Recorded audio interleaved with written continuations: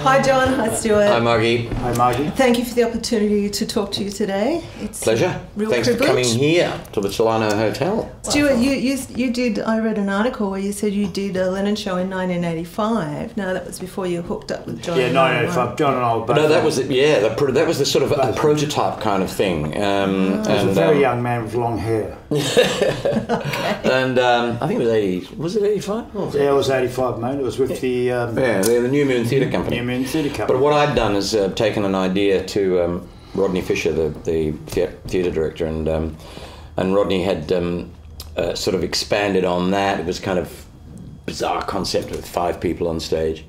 All playing Lennon, if I remember Yeah, right. yeah. They did 5 one of which was a woman. Yeah, 5 different John Lennons. One of them was a woman. And years later, when the opportunity came to do this, to do any show at the Tilbury Hotel, because the guys who ran the entertainment room there, it's a hotel in Woolloomooloo in Sydney, which had attracted quite a lot of attention through some great little cabaret shows and stuff. And Michael Freund, one of the boys, said, "Have you got a show you want to do? Because somebody's dropped out for February." And I said, yes, I do. And I had an idea of doing just my own original idea and forgetting what we did before. So I said, yeah, we'll do that. And then rang Stewie and said, hey, we can do this thing about Lennon, but we're going to do a whole different thing. We're going to do something where I write a monologue and we pick some songs to do. And it just came out right. We did well in that season. And that was 22 years ago, and I'm still doing it. Growing up in the you were a late Stones 60s, 70s, I was a Rolling Stones guy more than the Beatles guy. And although the White Album always had a significance to me because my dad, when he left home when I was about 11, the only time I ever saw him, he gave me the copy of the White Album, which I ended up musically directing for a couple of Melbourne producers a few years ago. So John did introduce me to the other side of Lennon, which was his solo career. And that was something that I found a completely different thing from the Beatlesque period that he'd gone through. And I fell in love with his music. You could relate more to him in that era? Well, I think a lot of people liked the Rolling Stones because they were a real rock and roll band, whereas the Beatles, surprisingly enough, you find out that they could do some pretty good dirty rock and roll, but they were a pop band, and they were the biggest and best pop band there's ever been. And Lennon kind of didn't like that aspect of the Beatles. He didn't like the commercialism. Of course, you go for it and you want the money and the fame and everything, but when you've got it, you think, I'd rather be doing some other stuff, and I think that's how he felt, and that's why his solo career songs are so much more revealing of the man than the Beatles songs, although, he snuck enough in. But still the Beatles songs, things like Julia and things like that were very, very autobiographical. Yeah. And that was under the Beatles banner.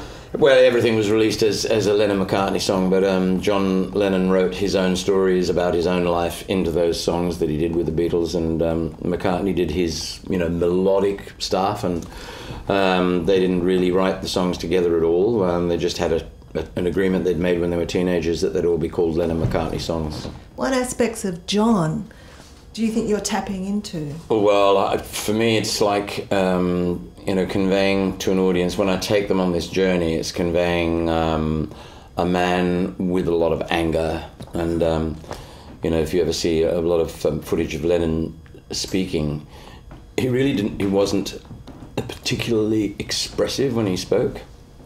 He spoke in a sort of monotone, but he could pour out the dialogue, and it was kind of stream of consciousness talk, and a lot of it was very, very clever and very meaningful, and because he was very witty and funny, but his manner was there was a reserve. There was a distance between him and the listener. In his personal private life, I'm sure it was different, but he just had this veneer about him. And when you find out about what happened to him as a child, abandoned by both of his parents, and then when he rediscovered who his mother really was and started to get to know her, she then died in a traffic accident, and so he was really left bereft and kind of angry. I think, if you went through all that today, you'd have years of therapy, but he just had his talent and his music. And he worked through all of that stuff in his songs and in his music and on a very public stage, and he was honest about it, and that's what I admire, his honesty. Basically, I just wanted to enjoy having the license to do these great songs, the freedom, the artistic freedom to do these songs. Because, you know, you wouldn't do these songs as a band, you know, you wouldn't throw them into your set. You might cover other people's material, but some of this is kind of sacrosanct. I get to do Strawberry Fields Forever, which I think is, you know, like a landmark song in terms of just the songwriting, the chord progressions, the lyrics, everything. And I don't think I'd ever do that song if it weren't for this show. Never really knew that much about Lennon. All I knew was his songs, and what I'd read. And of course, because of my age, I was there in England at the time all of this stuff was going on, and so I absorbed all of that, and I just have regurgitated what I absorbed about Lennon. People have given me books and rare kind of recordings, you know, bootlegged recordings of studio sessions and stuff, and all this detailed Lennon memorabilia, which I never really even knew existed. When we decided that we'd go back to just the two-man show, we discovered, of course, or rediscovered, the fact that the essence of this show is in the lyrics of the songs, our interpretation, of course, of the songs, but it's in the simplicity of these two men doing these songs in a different way. A journalist actually gave me the good byline of, like, you're performing these songs the way they were very first performed. When Lennon went to McCartney and said, "I've got this song," and he just took out a guitar and played it to him. McCartney plays the piano and says, "I've got this song that goes like this." And that's how they were very first performed. And I think that's the essence of the song, and that's why the show, I believe, is much more powerful in this way. I'm enjoying the show more than ever. Because even though it started as a two-man show, we had some tracks that we used. Yeah. And we felt that we needed them, and we added, you know, bass lines and electric guitar lines. But really, just the acoustic show with piano and acoustic guitar that's the way it works. And all of our audiences now are saying, "I saw the show of the band; it was great, but this is really, really arresting," you know, because. The concentration of our audience is right there. Yeah. Yeah. There's nothing to distract, you know. When we had three other guys on stage with us, brilliant musicians, making the music sound fantastic, but that was something else for them to look at and listen to. Whereas they don't have that now. They can see what we're doing, and I think that's the way it should be. And I know that you've both said you want people to go away feeling something. The man was assassinated. You know? Yeah. I mean, that's a word usually utilised for political figures, but, you know, like, he was such a figure in our society that the term was appropriate. And it is a moving scenario towards the end of the show. And you've just realised about, he's just had this son, Sean, and he's changed his whole lifestyle, and he's become very, you know, home-driven, domesticated, so to speak. And, of course, he's just done this latest album, which he thinks is the best work he's ever done. And then Mushka, his life's taken away from him at the age of 40, which is... You know, to me, still to this day. Yeah, I think people feel that very intensely when they see our show, and that they feel the loss. I have this bit towards the end where I'm saying, you know, people are saying, how can you talk about, you know, the simple things of life and, you know, love and peace when you're, you know, he's got more money than most third world countries, you know, well, and, you know, he's just thinking, well, that's a problem for you or anybody else who bought the records and made it that way. I'm just trying to come clean, you know, that's what he does in his songs. And sure, it's a fact that his talent made him rich, but what made him tick was what was going on inside his head and how he could express himself. It's interesting to note that his concentration was on the concept of peace, as was Gandhi, as was Martin Luther King, as was Mandela. Do you think that doing that has made you A, better musicians, and B, better men? Ooh, that's a bit too heavy for me. We're just what did Dylan say? I'm just a song and dance man. This man was about peace. Yes. And he was also about going within. Yes. And that wonderful song of his, How Can I... How. Yeah, How, the song called How. So people ask me what's my favourite John Lennon song, and I always say How. How. Yeah. But nobody knows what the song, so I have to explain it to them because it's a song that was actually on the Imagine album. But John Lennon wrote a song called Isolation, and we use that as a kind of theme for the show. The show begins and ends with that song. Yeah. If you could choose 6 songs that you thought portrayed the essence of Lennon, what 6 songs would you? Well, I don't know about 6. I know, it's pretty hard. It's very difficult. Yeah, look. I'm going to ask both Obviously, of you. how? Obviously, how? Imagine. Yeah. Imagine.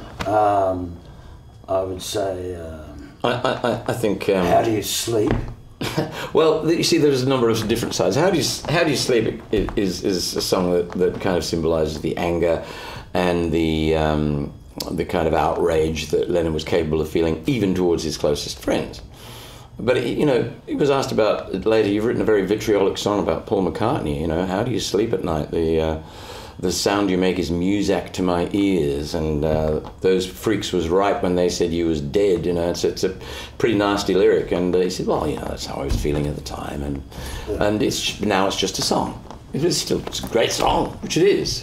So out of your angst or out of your happiness, a song is born, and that song may not be pertinent to your life forever, but it's the way you felt at that time. At that time. And of course, Strawberry Fields is that kind of Dadaistic kind of style of lyric writing. Yeah. And then, of course, you've got Working Class Hero, which is where he came from as a kid. The anthem. So, that's 5. Yeah. What about? Throw in any of them. Maybe Norwegian wood when you're screwing that Swedish babe, So, Or Norwegian. There's 6. Whoa! Now, I haven't talked about Yoko, but in terms of influence on his life, I guess she was a very big one. Huge. Huge. And do you mention? The show is very much about Yoko in the sense that that's what he found for himself. He had a very nice young woman that he'd met when he was at art college, Cynthia, and he married her and had a child, but he just was not there. His headspace was not there. And so the timing was kind of wrong, and it's very unfortunate for Julian Lennon that things were that way. But he wanted something that was... He wanted some really, really avant-garde, left of centre art in his life. That's what he was angling for, and Yoko was it. Yeah. And she really never had... She didn't know who he was. I mean, she heard of the Beatles probably vaguely, but she was a very, very left of centre New York... artist, she was an installation and a concept artist, way ahead of her time. Yeah. And she met him in the Indica Gallery in London, and he was amazed by the exhibition that she'd put on there, and met her afterwards. And he asked her who she was, she asked him who he was, and that they were inseparable from that day. I think it was a case of soulmates meeting. I think she so. struggled a lot. Yeah. It was tough for her to go through.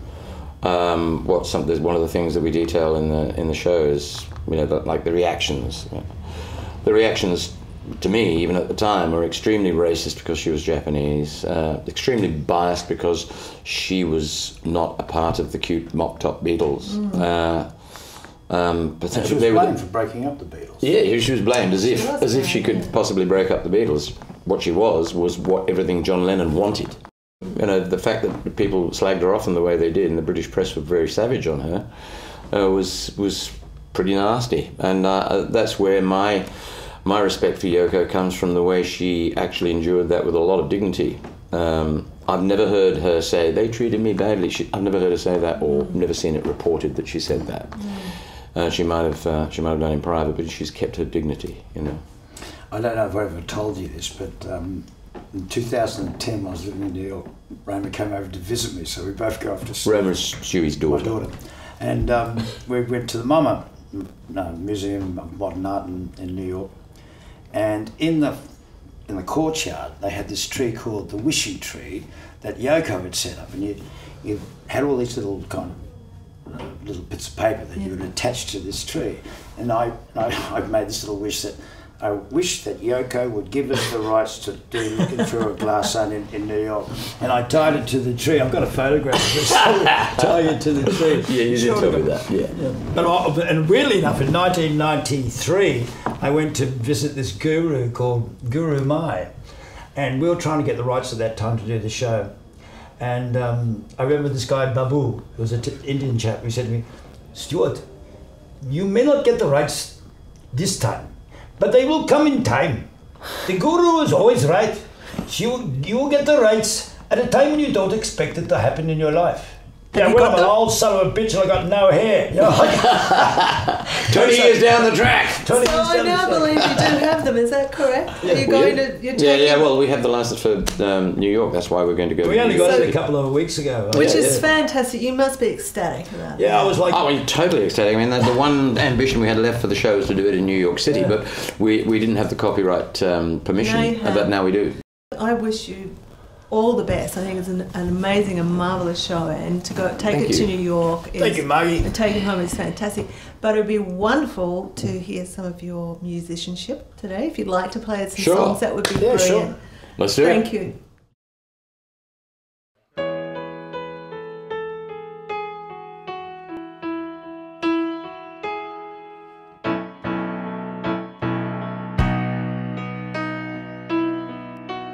How can I go forward when I don't know which way I'm facing?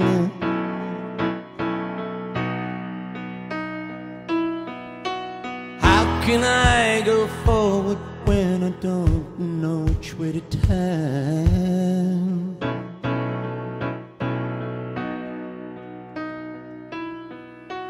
How can I go forward into something I'm not really sure of? Oh no. Oh no. How can I have feelings when I don't know it's a feeling?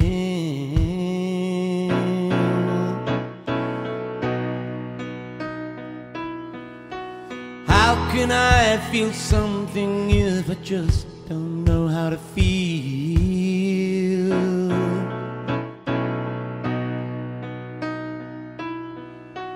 How can I have feelings when my feelings have always been denied?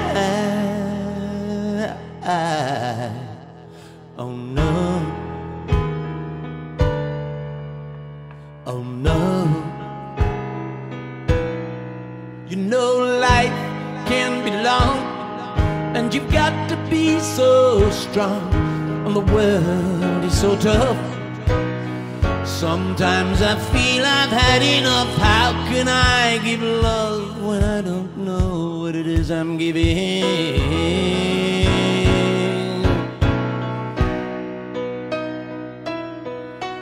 How can I give love if I just don't know how to give?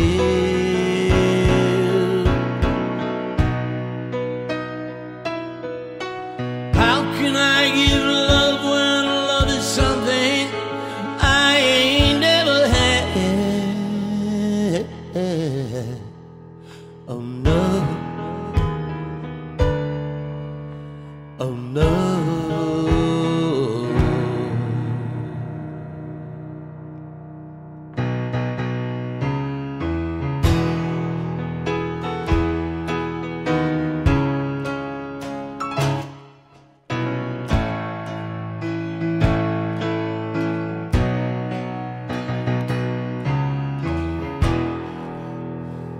God is a concept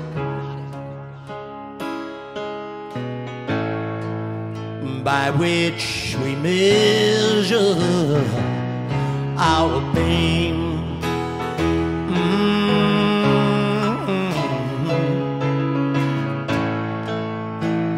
Sing it again, yes I will. God is a concept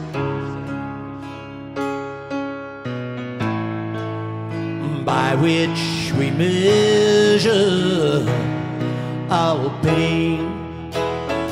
Yeah, yeah, yeah. I don't believe in magic. I don't believe in kings. I don't believe in Elvis. I don't believe in Zimmerman. I don't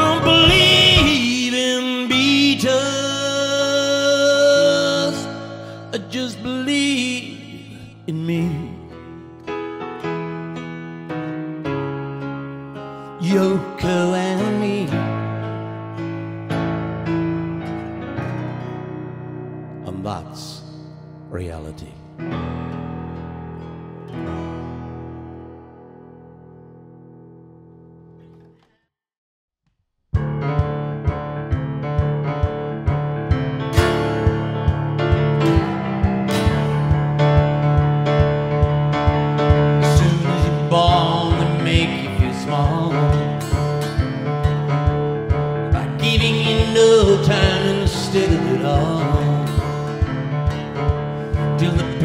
So big you feel nothing at all.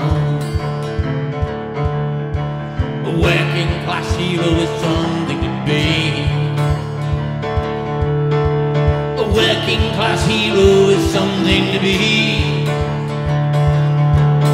They hurt you at home and they hit you at school. They hate you if you're clever and they despise the fool. You're so fucking crazy you can't follow their rules. A working class hero is something to